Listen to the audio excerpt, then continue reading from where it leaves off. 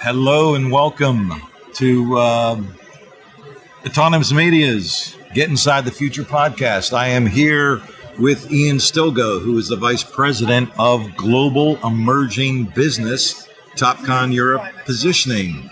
Welcome, Ian. Hey, thank you. Thank you, Richard. Yeah. So Ian and I had a meeting yesterday, and we had a very spirited discussion about a topic near and dear to our hearts, machine control.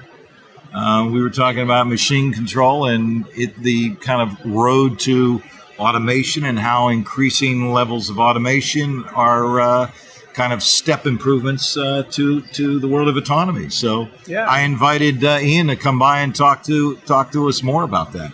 So, Ian, welcome. Thank you. Yes, as you were saying, we are chatting about the autonomous vehicles, and obviously that's what the show's all about. But of course, there's a stepping stone in the construction industry. There are autonomous vehicles already, mines especially, lots of trucks with driverless. But if you look at more complex construction sites, then autonomy is a bigger challenge. So there's a path and a journey to go to, and it starts with that automation. So TopNet has had quite a bit of experience in construction specifically.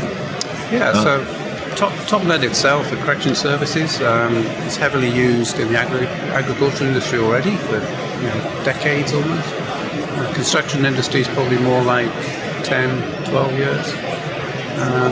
But what we're seeing is the adoption for machines away from surveyors. So surveyors have been using TopNet and correction services on the construction site for many, many years. Sure. But if you think, well, what's the difference between a machine and a surveyor? Well, they're both GPS receivers. So there's not really a logic of why the machine is not using the same tech as the guys that are putting the pegs in the ground. Interesting. Yeah, and you're seeing, the view from Europe is really well penetrated, right? Can you talk a little bit about why Europe is so well penetrated and covered, frankly, from a kind of a machine control construction perspective? Yeah, I think from there's a few reasons. The adoption of GPS is broad in the US and in Europe. But the correction services side of it's much more adopted in Europe. Comes from good ground station coverage, really dense network of stations that are accessible, and then also the fact that it's so much easier than putting base stations up per site, dealing with lots and lots of coordinate systems. Sure.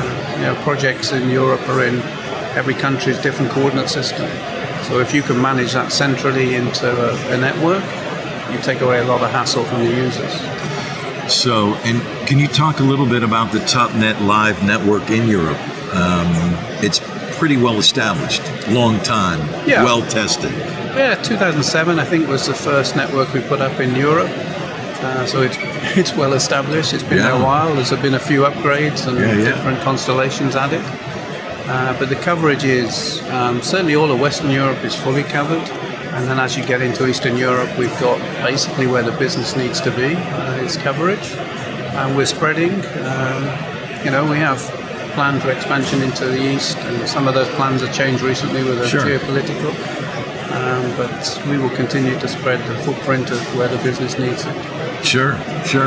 And with that kind of depth of experience and obviously a great deal of expertise and data collected over 15 years of satisfying a pretty sizable user community. Yeah. How does that kind of play into your strategy for North America, which, as it's pretty well known, it's not nearly as well adopted as Europe. We've got some work to do in North America here from that standpoint. But how does that European experience kind of inform and your strategy for North American development? Yeah, we sort of internally we recognise that this sort of technology is not it's not unique to a region. Yep. So you really need to address it from a global perspective. So we've merged the teams that were around the world. We put them all into one team and said, really? We need to share that experience. Wow. And there's some really good, strong areas in America that are doing well. We need to obviously spread them wider. Yeah. And take the European machine adoption, because that's probably the biggest difference to Europe to America is the amount of machines that are already using construction network services. Right. There's still some hesitancy in America whether it does the same job. But of course, surveyors in America are perfectly happy with network. Right. So yeah, we've got some education to do on the machining adoption. So fundamentally, the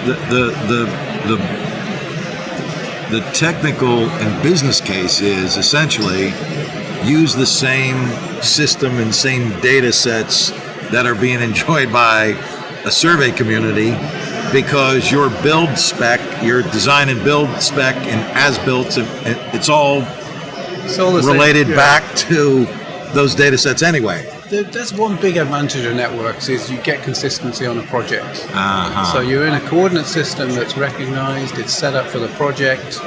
There's no risk of somebody moving your base station. Suddenly you get errors in certain zones on the project.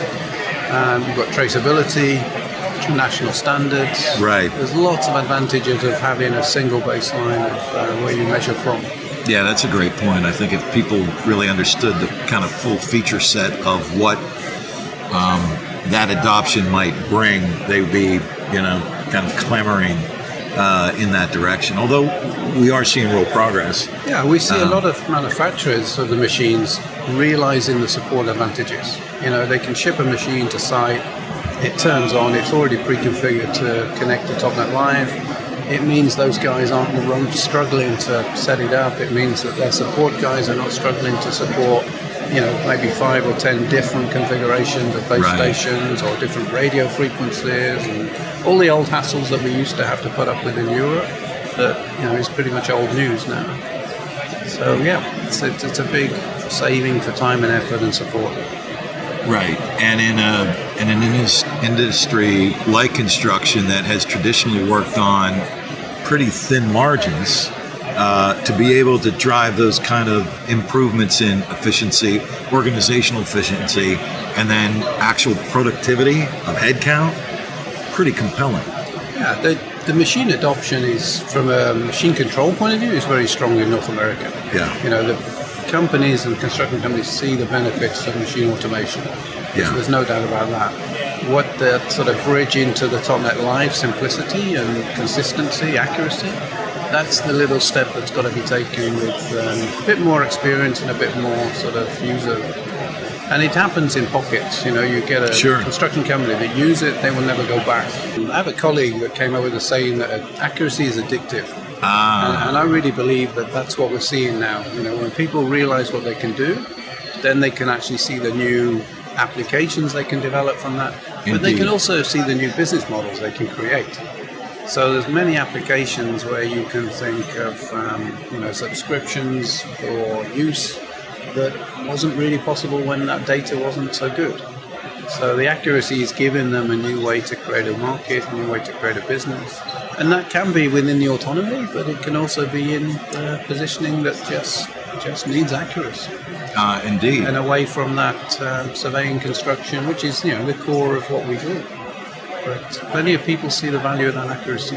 Yeah. And it'd be great to talk about some of those projects when we can. Yeah, there'll be more to come. Keep your eyes peeled for the TopNet Live newsletter and Ian's team. I'm here with Ian Stilgoe, Vice President Global Emerging Business for TopCon Europe. It's been a delight to speak with you, Ian. I appreciate your time very much. Thank you, Richard. It was good fun. Okay, well enough. Thanks again. Thank you.